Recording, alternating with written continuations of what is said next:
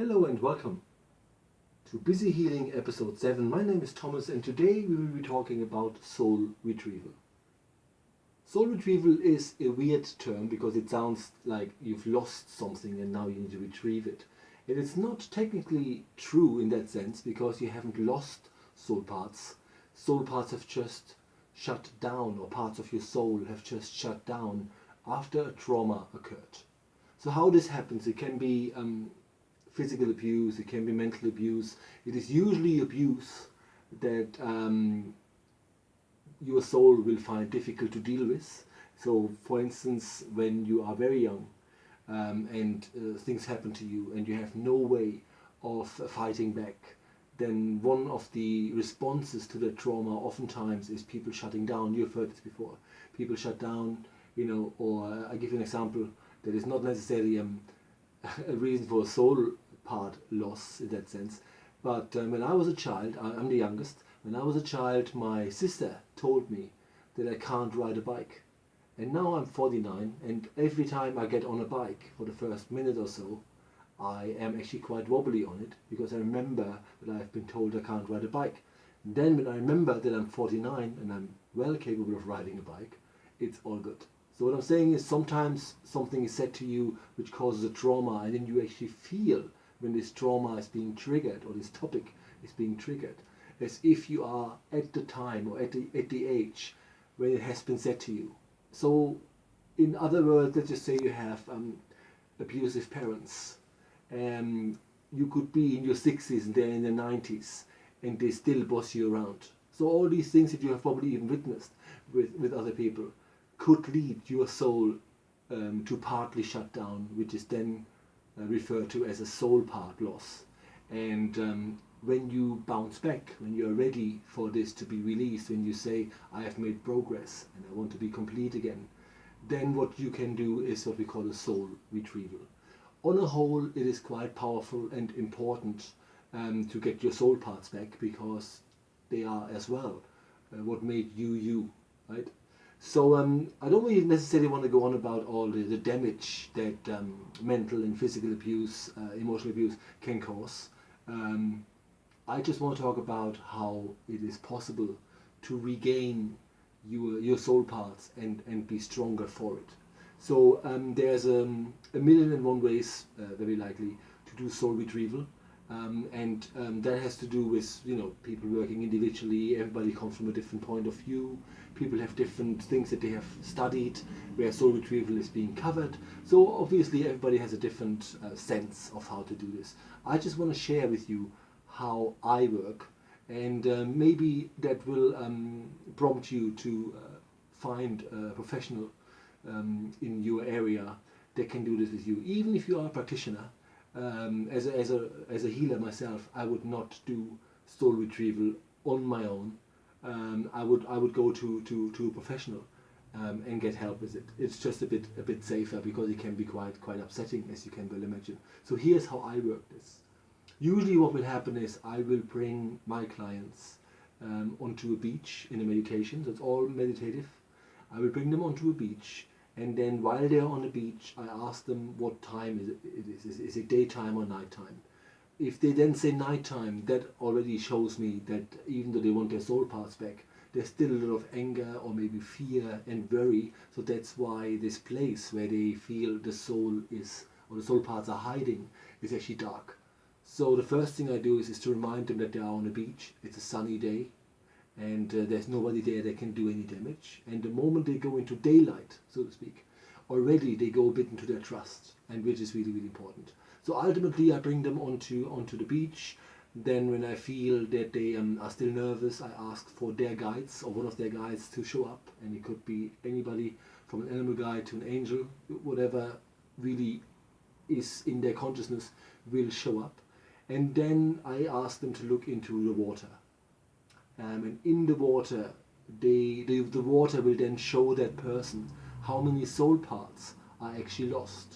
And they come in little blobs of light. It's like, as if there's little light things, like light bulbs, so to speak, under the water, and it's very shallow, so there's no danger or anything. But you can see there's about 5 pieces here, and maybe there's 2 that are to the side, which means they cannot be retrieved at this point in time. So your own soul, because it is your own journey, will show you in a way where you are at, which is quite powerful, because as you probably already understand, there's always a risk when you suggest things to people, because then they don't know, well, has it happened because someone suggested it to me?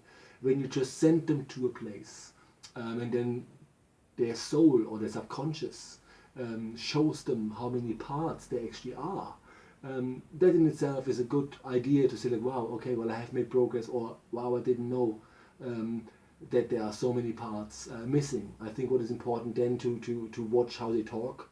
Some people say like, oh, I'm quite broken. You're not broken. There's just little pieces of you that have shut down. You're not broken, you're not damaged, you're just hurt, right? But at least you got the guts to ask for your soul parts back. So it is really important to empower people, because when you are faced with your own part that you have lost, it can be quite emotional. So it is important to let people know that you ask for this because you deserve more. Right? And then what happens is you can identify the little soul parts, and they're like little crystals, so to speak, in the water. And then basically when people notice them, I ask them to see which ones of these little light crystals are pulsating, which ones are showing them that they're ready. And then all you need to do, and they say to me, oh, there's 5 of them and they're really shining bright, or they morph into one, then all I ask them to do is to put their toes, dip their toes or their foot into the water, and then the soul parts will basically come back through the sole of your feet into your system. And then you just, on that beach, close your eyes, and the soul parts that you have now regained will enter your system and place themselves where they feel the most comfortable. And you might not necessarily see this, right? But you are there as it happens. You will undoubtedly feel it, and it can take a while, when you get yourself or part of yourself back, to be fully yourself again. Right? So there is a healing response to this that is usually quite immediate, but it's a very powerful one. So that's one way, or my favorite way of actually doing soul retrieval. And the point is that when you have your soul parts back, you have learned to claim what is yours. And the next step that usually happens when people are more complete, as it were, they will be less understanding and less forgiving, and will people that are causing issues, that talk down on them, look down on them, stress them out, have demands, make demands on them, all these kind of things, you will be much more in your strength, which means you don't fight them, you just tell them off. And you probably even walk away quicker than you did before.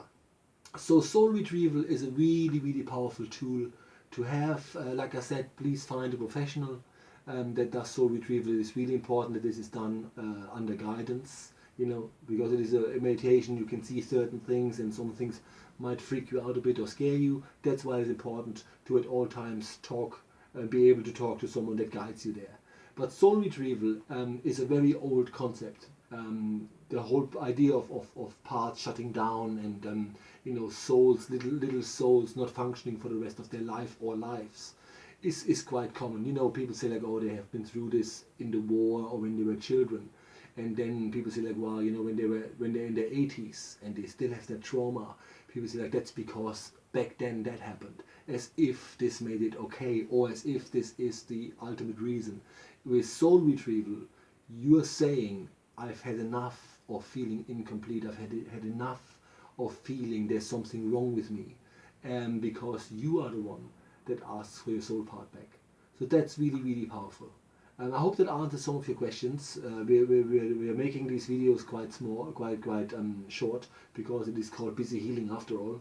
And we also notice that the videos that we do that are 10, 15, 20 minutes long, nobody really watches them because people have very little time. So there's very little point, I find, to go on about this. All I wanted to really stress is that it can be comparatively easy to face your soul parts, because the point is not to relive the pain.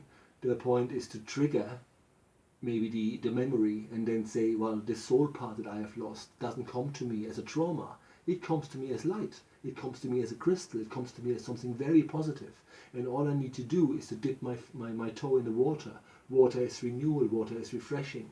So the whole idea of getting your soul parts back is entirely positive. And not because it is just a meditation and it's great that we can do this, it's because you deserve it. There's no way and no reason why you would have to go through it again, because you've been through it. You've experienced this. This trauma has prompted you to shut down. So why would you have to go through it again? Answer is you don't. Just go, get your parts back, get stronger, get more powerful, and above all, learn to claim your space. And that's all we have time for. See you next time.